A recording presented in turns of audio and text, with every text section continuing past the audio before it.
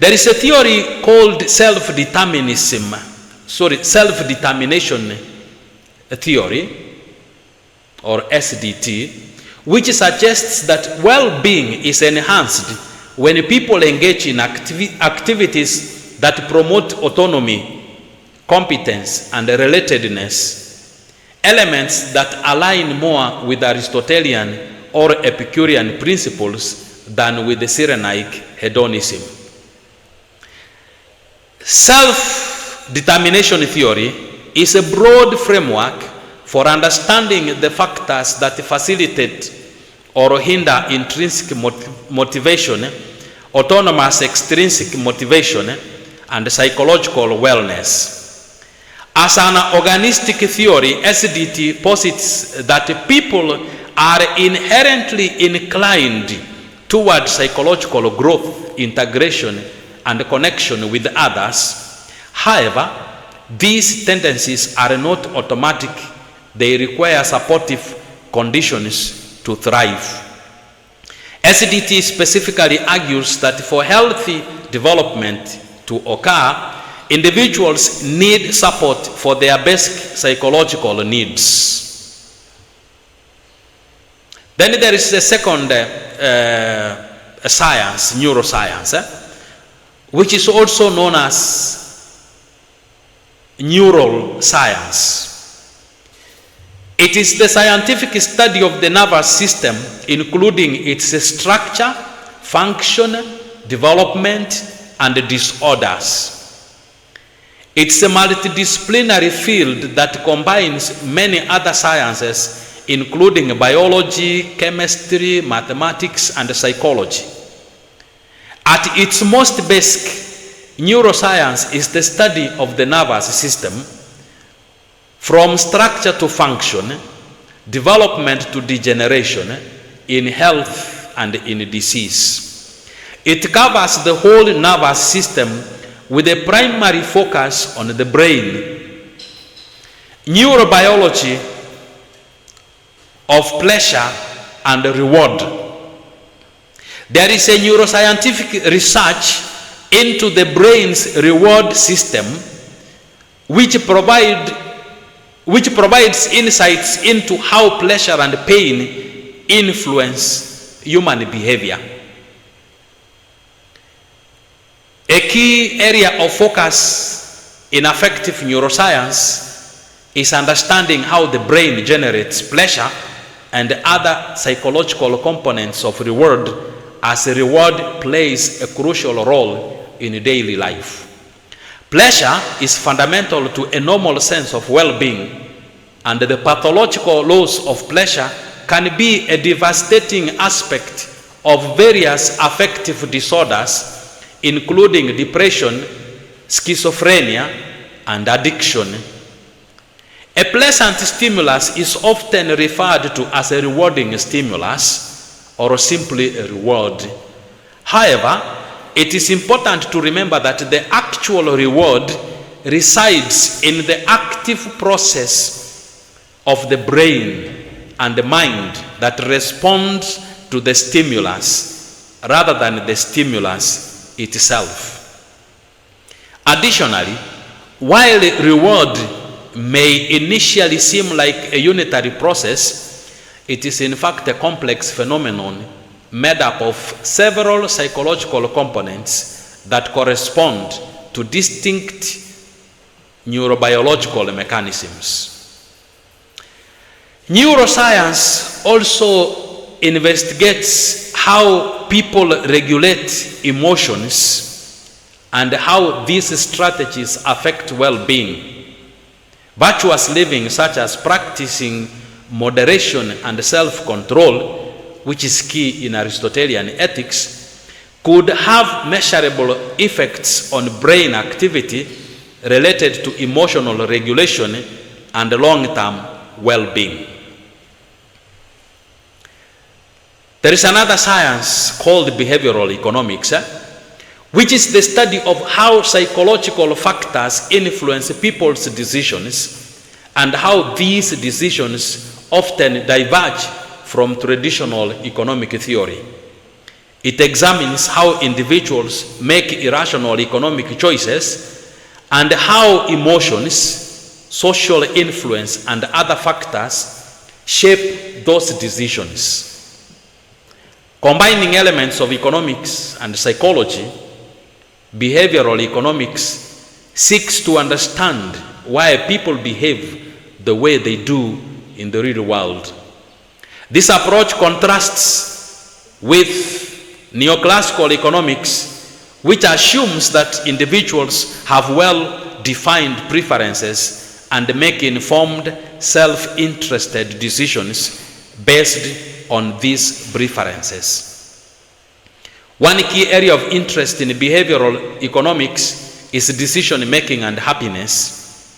It explores how people's choices impact their happiness and well-being. Experiments like the marshmallow test, which measures delayed gratification, offer valuable insights into how the pursuit of immediate versus long-term pleasure, aligned with Cyrenaic or Epicurean philosophies, respectively, affects future well-being. The marshmallow test is a psychological experiment designed to measure a child's ability to delay gratification. In the test, a child is given a marshmallow and is told they can either eat it immediately or wait for a period of time to receive a second marshmallow as a reward. This experiment tests self-control and the ability to delay immediate rewards for the promises of greater future rewards. There is another discipline called happiness economics, a field that studies the relationship between happiness and economic, social, and personal factors. This growing area of research uses surveys and other methods to measure happiness and quality of life. The field has expanded significantly since the late 20th century with the development of methods, surveys, and indices to measure happiness and related concepts. Happiness economics challenges traditional economic theory and practice as it explores how factors like income and societal conditions influence well-being. Economists in this field examine whether societies that prioritize hedonistic pleasure, more aligned with the Cyrenaic ethics, or those that emphasize social virtues and collective well-being, more Aristotelian or utilitarian, lead to higher levels of societal happiness. Sociology is another science that looks at well-being. Sociologists can help to understand the social dimensions of well-being. For instance, do cultures that emphasize individual pleasures, as in some forms of hedonism, produce happier individuals? Or do societies that emphasize collective well-being and virtue, like in Aristotelian or utilitarian terms, have better long-term outcomes in terms of social harmony, cooperation, and individual fulfillment? Sociologists tend to focus more on what people do than on how they feel, with their main objective being the explanation of social behavior. So now we come to the interplay between philosophy and science. From the foregoing, it is permissible to suggest that in science and philosophy, belief in the good life generally refers to the idea that humans strive towards a meaningful and fulfilling existence, often characterized by virtues, personal growth, positive relationships, and contributing to something larger than oneself, with the different schools of thought emphasizing various aspects depending on their philosophical perspective. While science may study the psychological and social factors contributing to this belief, philosophy delves into the deeper questions of what constitutes good life and how to achieve it. It can be argued that the basic attitude of scientists has been reductionist, an attempt to explain the whole in terms of the parts. That attitude began to be challenged by holists who hold the reverse opinion, and process philosophy, which holds that there is only process and no stability of things at all. Reductionism seeks to explain complex phenomena by breaking them down into simpler, more fundamental parts. In the context of the good life, reductionist approaches might focus on individual components of well-being, such as pleasure, material wealth, or biological health, and suggest that the good life can be understood through these basic factors. What are the strengths and weaknesses of reductionism? Strengths. Reductionism provides clear, measurable factors, making it easier to analyze and study the components of the good life.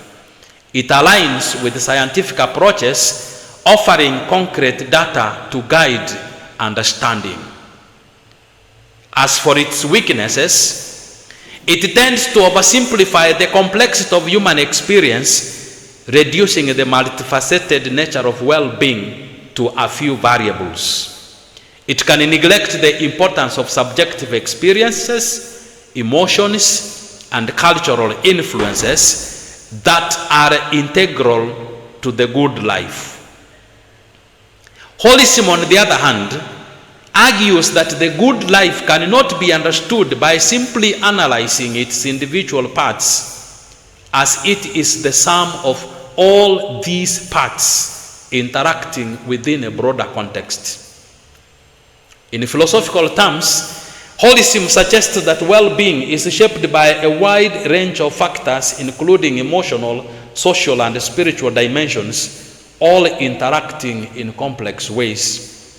From this view, living the good life involves more than just maximizing pleasure or avoiding pain.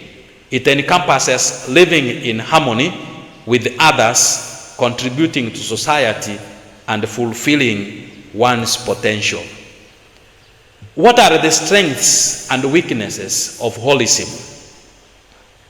In terms of strengths, holism acknowledges the complexity of human life, considering factors such as relationships, community, and personal growth. Holistic perspectives on the good life, such as Aristotle's concept of eudaimonia, emphasize well-rounded human flourishing.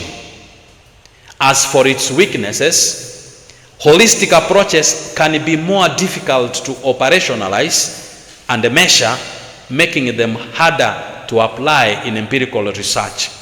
The broad scope of holism may lead to vagueness or difficulty in formulating practical guidelines for achieving the good life. And finally, there is the process philosophy. Now, process philosophy, influenced by thinkers like Alfred North Whitehead, views reality, including human life, as constantly in flux. It argues that change, growth, and development are fundamental to understanding the good life. In this view, the good life is not a static state of being, but a dynamic process of becoming, where individuals actively engage in shaping their lives through choices, actions, and relationships. This perspective emphasizes creativity, novelty, and personal evolution, suggesting that the good life involves ongoing transformation and adaptation. And what are the strengths and weaknesses of this? In terms of strengths, Process philosophy captures the dynamic nature of human life, emphasizing personal growth and development as central to well-being. It aligns with existential and experiential approaches to the good life, focusing on the importance of creating meaning through one's actions. In terms of weaknesses, the emphasis on continuous change can make it harder to identify a stable or achievable endpoint for the good. Process philosophy may struggle to offer concrete solutions for individuals seeking clear guidelines for a fulfilling life, as it places more emphasis on the process of living rather than outcomes. So in summary, each of these perspectives, reductionism, holism, and process philosophy, offers valuable insights into the good life. Reductionism provides clarity and measurable factors, but risks oversimplifying human experience. Holism offers a comprehensive view of well-being, but may lack practical guidance for achieving it. And the process philosophy highlights the importance of growth and changes, but may struggle to provide a concrete definition of the good. So ultimately, integrating elements from each approach may offer a more complete understanding of the good life, acknowledging both the complexity and the dynamism of human existence, while recognizing the importance of personal agency and interconnectedness. So my last part now is, so what about scientific testing of philosophical belief? So I will say in summary form that the method of science is based on observing individual elements to understand the whole rather than understanding the whole in order to understand its parts. According to Bergson, this approach is limited because science cannot fully grasp the whole of a phenomenon. It is restricted to studying its components. Science dissects things into smaller parts to study them in isolation, but in doing so, it overlooks the unity or wholeness of the object being studied. The self represents the unity or wholeness that science cannot fully comprehend because it deals with elements, not the integrated whole. I think I would want to leave it at that. So in conclusion, then I will say that the claim that science can do without philosophy will be indeed naive. Philosophy serves as the bedrock for the fundamental questions that science poses, and it provides the framework for interpreting the answers science uncovers. And through its engagement with both reductionism and holism, science demonstrates how deeply philosophical ideas influence its methods and aims. And while science seeks to explain the natural world, philosophy shapes the nature of those explanations, guiding us toward an understanding of the limits and the possibility of human knowledge. And that brings me to the end of my presentation.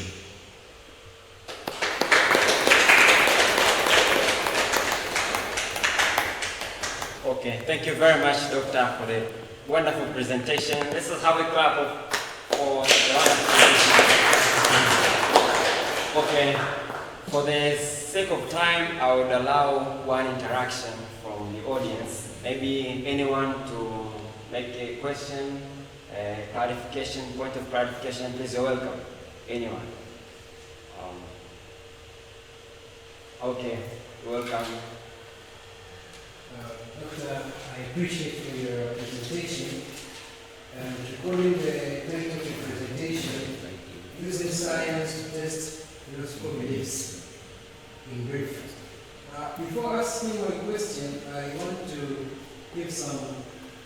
understood the topic, and from the beginning to the end, in a brief way.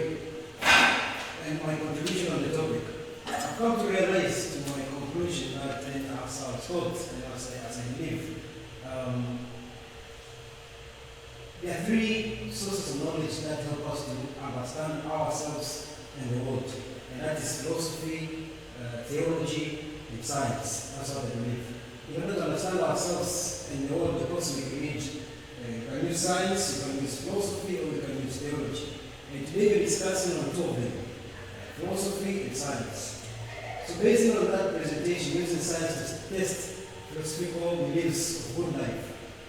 First of all, before going to test beliefs of good life, I see science and philosophy, these are closely related. What of us would agree as we present. They're very closely related, but they are distinct fields. They are related, but they are distinct fields. Very distinct. Why? Because science deals with observation and experiments. And philosophy deals with reasoning, logical reasoning, and critical thinking. So we see they are closely related. Why are they related? Because they tell us to know, to understand ourselves and the world. That comes the aspect of good life. In order to understand ourselves and the world. That comes the aspect of good life. But these are closely related, but they are distinct fields. Because one uses observation, one uses experiments, the other uses logical reasoning and critical thinking. With that, I've come to a conclusion that science informs philosophy. Science informs philosophy. And philosophy critiques science. This is what I believe. Science informs philosophy. And science informs philosophy. But philosophy critiques science. And with that point in the mind, my second point is, my first point is science informs philosophy, and philosophy critiques science. Second point is, science originates from philosophy. I know this can bring an understanding, but I believe science is a living philosophy. Wow. It's historical. It's historical that all disciplines actually originated from philosophy. Now with that second point, to that question, my question is, I want a direct answer. With the conclusion, can science test philosophy? My direct answer to me, science cannot test philosophical beliefs of good life. Science cannot do that. Science cannot do that direct. Why am I saying that? Because of my 2 points, observation and experiments. This is about reasoning and critical thinking. So science tell us, using science to test, to me it's impossible. Science cannot test philosophical beliefs. Why? What does it mean? What does it do now? What does it do? Science informs philosophical beliefs. Science informs. Second, science challenges philosophical beliefs. Third, science reframes or constrains philosophical beliefs, but it cannot test. It cannot test. Science cannot test philosophical beliefs. But science challenges, science informs, and science reframes philosophical beliefs. So, to me, I see that science cannot test this philosophical beliefs of good life. It just challenges them, just reforms them, and reframes them. So I want some view of my understanding, if you can, how I see it. Thank you. That's a very wonderful observation, and it touches on very key points. You are right that all disciplines actually originate from philosophy. All the scientific disciplines originated from philosophy. You are also right that science informs philosophy. Philosophy critiques science. Actually, philosophy builds on the knowledge that is gained from these other sciences. But there is one thing that they share in common. They are all giving us knowledge about reality. So where the difference comes in is the approach, as you put it clearly, the method that they use. They differ in the methods. At the end of the day, can science test the philosophical beliefs of good life? we should be careful not to oversimplify it. To say no will be oversimplifying it. To say yes will also be oversimplifying it. Why? Because there are multifaceted aspects of a good life. Some of those aspects can be tested by philosophy, by science. But then there are others that science will not test. And this is what I have struggled to present here. So science wants to test aspects in order to understand the whole, but does not want to use the whole to understand the aspects. That's where the difference comes in.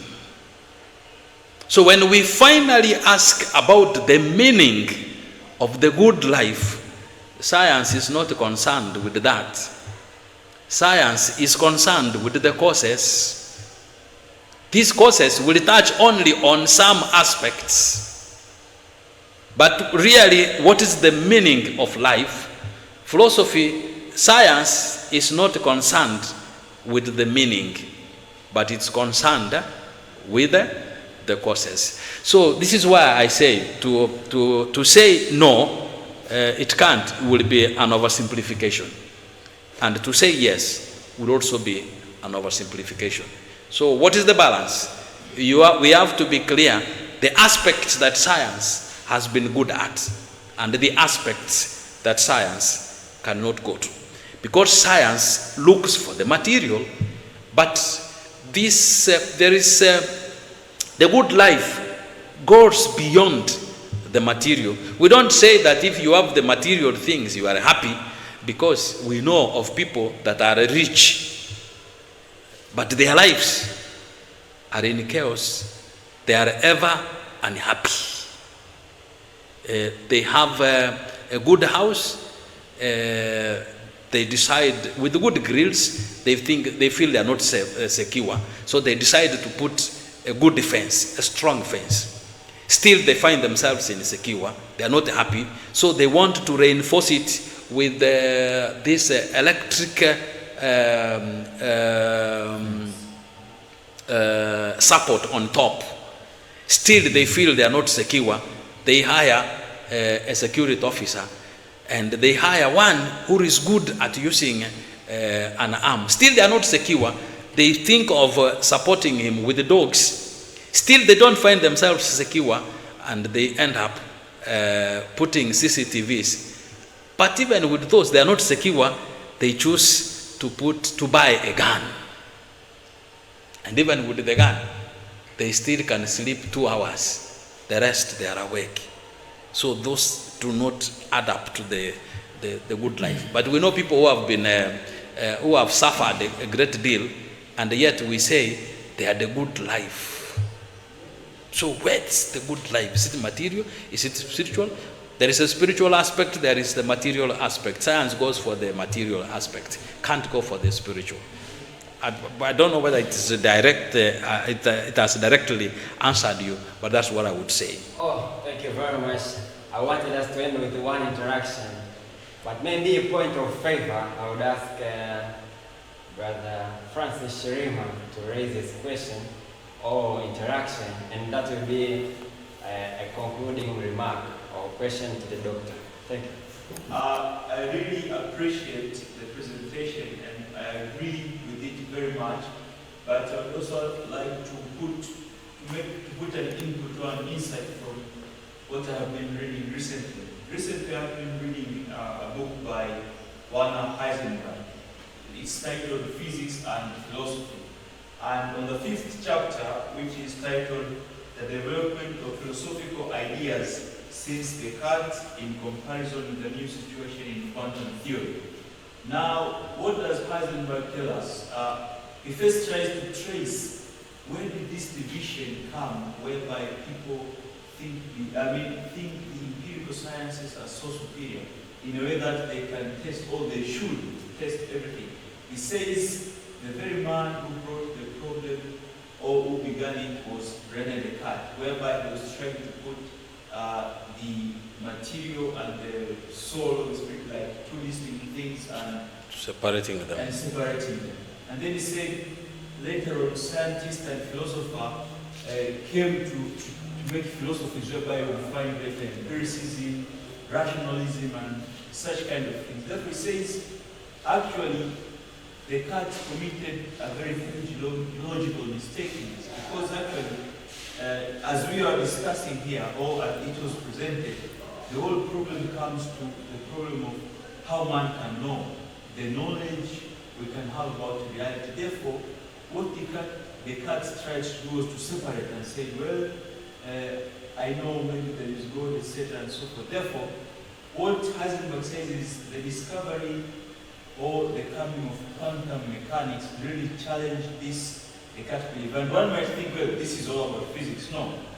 Heisenberg tries to trace it in the next chapter, I think. He tries to trace it in a way that to show if physics and quantum mechanics promise us to understand reality, how is it connected to the rest of the sciences? He tries to trace. Physics is connected to chemistry and biology, but he said the closest to these two other disciplines, to the human understanding, is psychology. And as we have seen, most of the presentations here are linked in one way or another to psychology. But he challenges and says, you know, quantum theory and of course things like relativity and so forth have opened our eyes and showed us that science is based on certain paradigms which really we are not sure how far or how long they'll be useful and what extent they'll be useful. For instance, he says Newton people thought maybe the science of Newton could physics, but later on with relativity and quantum mechanics, people have come to understand, well, we should be very careful with the concepts we use in science. They are very limited. And in this case, let's come to psychology and behavioral economics, whatever. Look how much psychology and other sciences, maybe even how much they depend on mathematics. And as we know, from such philosophical examination of sciences, we have come to not only is physics, but many other sciences are very limited. The concepts are very limited to certain phenomena. That's why we find even in psychology research, for example, right now they will tell someone, limit your research to a specific area, to a specific field, to show that it is limited. Therefore, I think because philosophy attempts to understand what is it, that is the basic question in philosophy. I think in this age we need philosophy more than ever in testing what a good life should be. Just imagine how the philosophies of people like Aristotle and Aquinas, as they try to inquire on the good life, to see what it is, they are prevailing to this day. To this day, Thomism and Aristotelianism are one of the very important philosophies in understanding the flourishing and the good of human beings. Thank you. I think I'm going to give an opportunity to the doctor to say a last word of remark from the whole presentation, from the whole remarks. Please, in a word, in a summary, please give us a concluding remark. Thank you. Just want to say that the observations that have just been made, are very accurate, that they reflect the scenario. At the beginning, science operated together with the philosophy. Actually, there was no separation between philosophy and science. The separation only comes with Descartes, and after that, we have a division of understanding that is centered on his two divisions. The empiricist, because the